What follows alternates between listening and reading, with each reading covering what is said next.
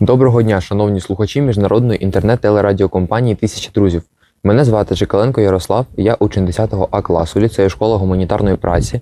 Я представляю секцію Англійська мова і сьогодні хочу представити вам свою роботу на тему The Influence of Roman, Conquest of the English Language and Place Names in Britain.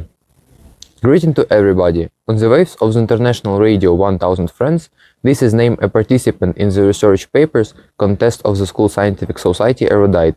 My name is Чикаленко Ярослав, I am a student of 10A class, I represent the English language section, and today I would like to present you my work on the topic The Influence of Roman, Conquest of the English Language and Place Names in Britain. Today I want to take you on the journey, not just through history, but through words.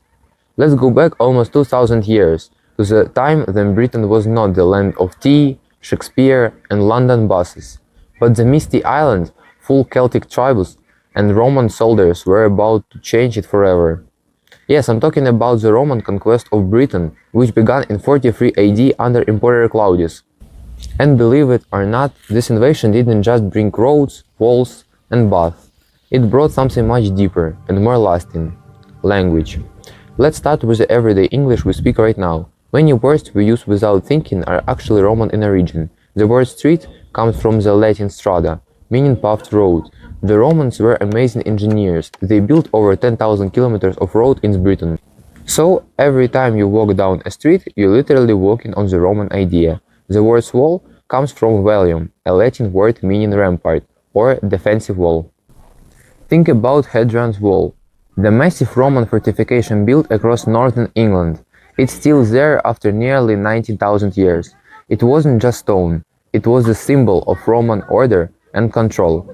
Even the word wine has a Latin roots vinum. Romans brought vineyards, bath, and let's be honest, a love for comfort that the Celts didn't quite have before. Now, if you even wondered why so many English cities end with Chester, Castor or Chester, here's the secret. They all come from the one Latin word cestra, meaning military camp. Manchester, the camp on the hill word, because every word has story and some of them are 2000 years old. Gloucester, the camp by the river. Doncaster, the camp by the Don River. Chester, simply the camp. Even centuries after the Romans left Britain in the 5th century, their camps stayed and turned into real towns.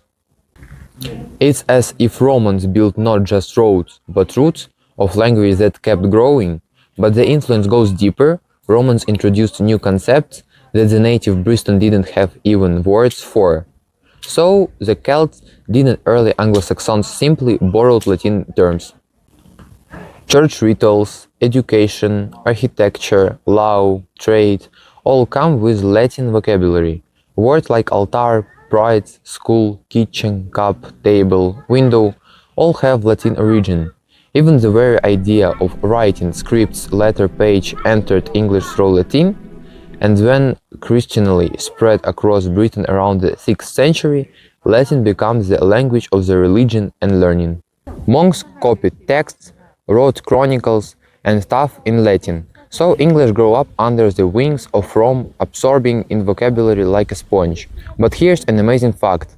Even through the Romans' rules Britain for only about 400 years, their linguistic influence has lasted 20 centuries. That's the power of culture, not swords, but words. And guess what? Even after the Roman Empire fell, Latin didn't die. It transformed and mixed first with Old English, then with North French, and helped create modern English as we know it today. In fact, about 60% of all English words have Latin roots. Imagine, when you say animal, culture, nation, or family, you're speaking the language of Rome. And now a fun twist for geography lovers. Romans were the first organized Britain into provinces or towns. They bought urban planning, streets, roads, aqueducts, and even public baths, the first real spa culture. Their system of administration shaped how Britain still works. Many modern British institutions, from government terms to university traditions, still echo Roman ideas.